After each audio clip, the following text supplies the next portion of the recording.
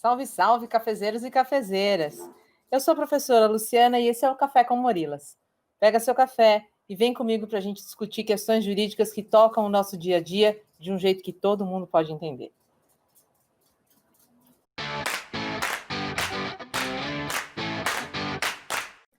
Salve, salve! Acabou o primeiro café, vamos para outro. A gente vai falar então sobre o início da vida no Brasil.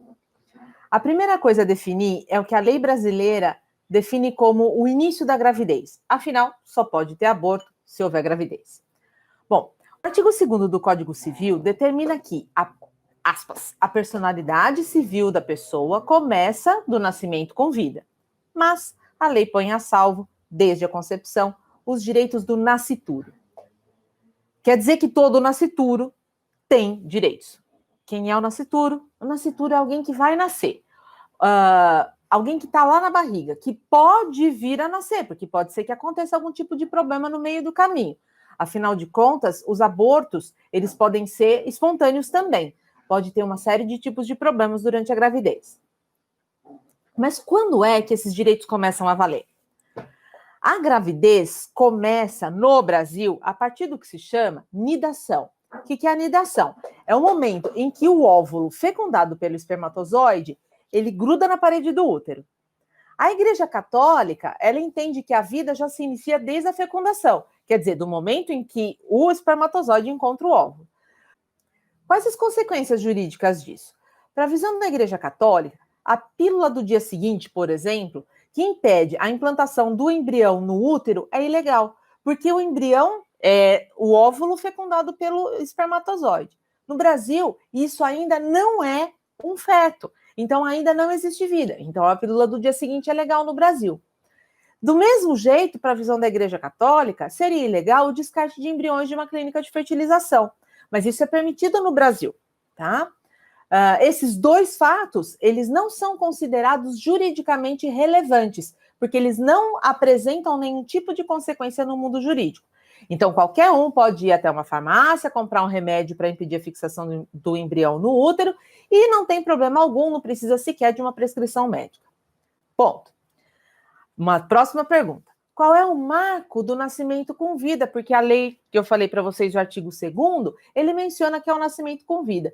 Quando que um ser nasce com vida? Pensa aí comigo. É o corte do cordão umbilical? É a saída do feto inteiramente do útero? É quando sai a primeira parte do corpo do bebê? É quando ele se desconecta da placenta? Tem uma série de acontecimentos durante um parto do bebê e a lei precisa determinar qual é esse exato momento. A lei diz que esse exato momento é quando o bebê respira e os seus pulmões se enchem de ar. Mas para que serve? Qual é a consequência jurídica disso? Um bebê que nasce com vida, ele tem direito a uma certidão de nascimento e mesmo que ele morra logo em seguida, ele vai ter uma certidão de óbito. Esse bebê, ele tem direito a ser enterrado como qualquer pessoa. Se for o caso, ele vai ter até direito à herança. Vamos imaginar a seguinte hipótese. O pai morreu antes do bebê nascer. Então, a herança que o pai deixou fica ali suspensa até esse bebê nascer ou não. Se ele se torna um natimorto, quer dizer, ele morreu antes de nascer, ele não vai herdar. Então, a herança vai para os outros filhos desse pai ou para os pais dele. Mas, se essa criança nasce com vida e ela morre logo em seguida, a criança vira herdeira e a mãe vira herdeira da criança. Então, o dinheiro do pai vai para a mãe. Tá? Então, essa é uma situação bastante relevante, por isso que o direito precisa se preocupar com ela. E o que acontece, então, quando o bebê morre antes de nascer? Quando ele é considerado natimorto? Bom, tem duas situações que eu preciso levar em consideração. A mortalidade fetal, chamada precoce, e a tardia, em oposição à precoce. Quem define a morte fetal precoce é uma norma da Anvisa, é a resolução RDC número 306, de 7 de dezembro de 2004. Ela dispõe sobre o regulamento técnico para o gerenciamento de resíduos do serviço de saúde. Quer dizer, esse feto que é precoce, ele vai ser descartado como se ele fosse, ou pelas regras de um nicho hospitalar. ele não vai necessariamente ser enterrado, a menos que a família exija isso. Quem é esse feto precoce? É o feto até a 20ª semana de gestação, ou com peso inferior a 500 gramas ou inferior a 25 centímetros. Então, é por isso que é a Anvisa que determina isso, né? A mesma coisa acontece com partes do ser humano. Então, você cortou um dedo porque você sofreu um acidente, ou precisou cortar uma perna de uma pessoa com diabetes, por exemplo, vai acontecer a mesma coisa. Não vai necessariamente ser enterrado, tá? Pode simplesmente se tornar um lixo hospitalar que tem uma regra específica de descarte, tá? Os fetos mais velhos do que isso, acima das 22 semanas, aí eles são tratados de uma outra forma. A regra é do Conselho Federal de Medicina, é a resolução número 1779 de 2005, que determina que o médico que acompanhou a mãe, ele tem que fornecer uma declaração de óbito, então não teve certidão de nascimento, mas tem uma certidão de óbito, se a gestação estiver igual ou superior a 20 semanas e o peso do feto for superior a 500 gramas ou ele tiver uma estatura maior de 25 centímetros. Nesse caso, a família pode enterrar o que se chama produto da gestação. Esse feto tem uma certidão de óbito, mas ele não tem uma certidão de nascimento, como eu já disse, tá? Esses bebês natimortos, ou seja, eles morreram antes de nascer, em qualquer idade da gestação, não vão ter direito à herança ou qualquer outro tipo de direito, como eu mencionei. Porque a lei garante a expectativa de direito do nascituro, mas ele só vai ter direito de fato se ele nascer com vida, tá? Só uma coisinha extra aí para a gente ter essa informação.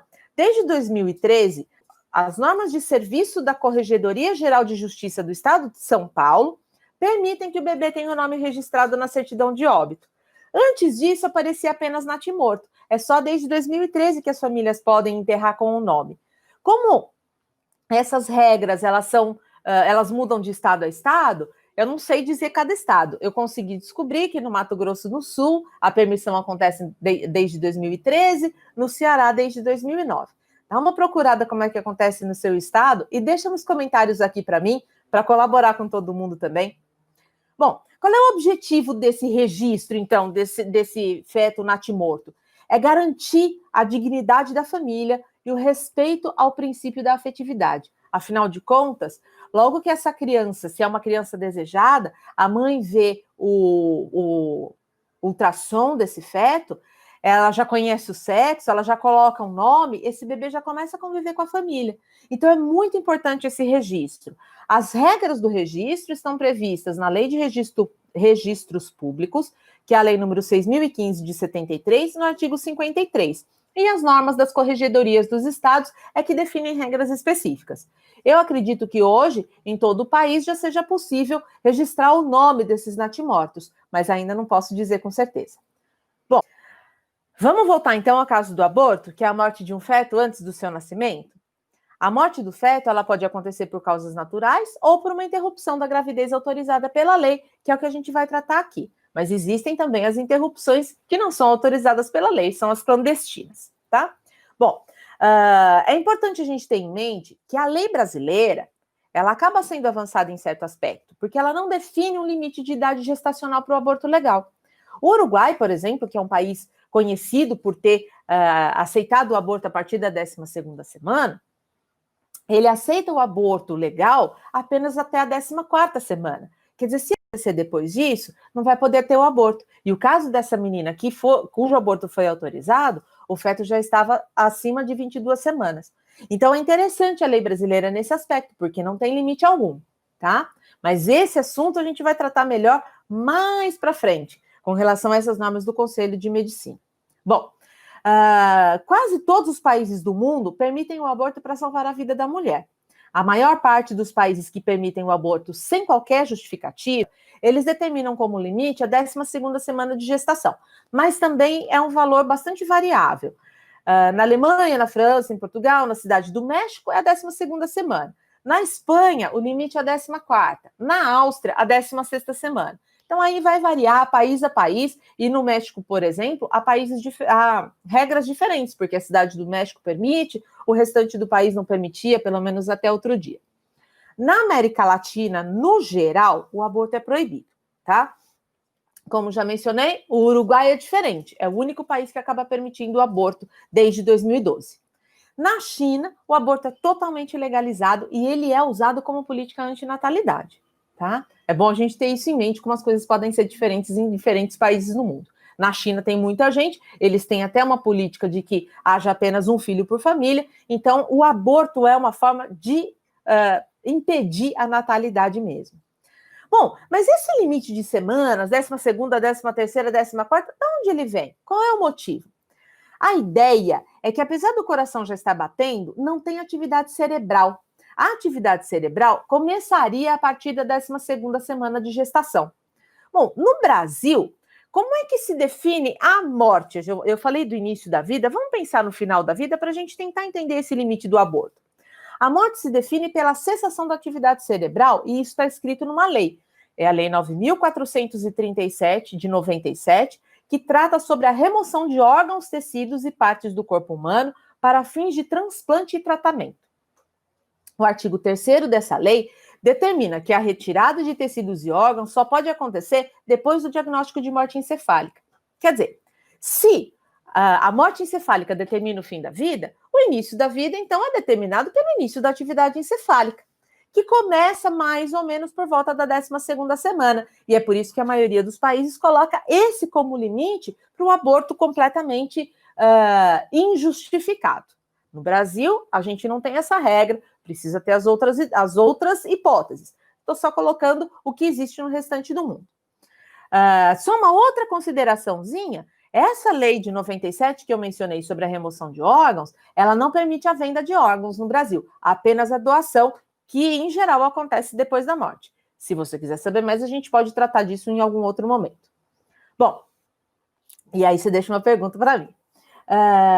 Sabendo como que se define o início e o fim da vida, a gente já pode entender melhor o que é aborto. A gente pode definir o aborto como a interrupção da gravidez, de forma natural ou provocada, após a concepção e antes do nascimento. Como é que o crime de aborto é definido no Brasil? O café já está esfriando e eu acho melhor a gente voltar amanhã para falar sobre isso. Aproveita, manda esse cafezinho de hoje para os seus amigos. Se ficou com alguma dúvida, deixa uma pergunta, que no final da semana eu faço um vídeo especial respondendo a todas as perguntas. Te espero amanhã por aqui. Beijo, beijo, até a próxima.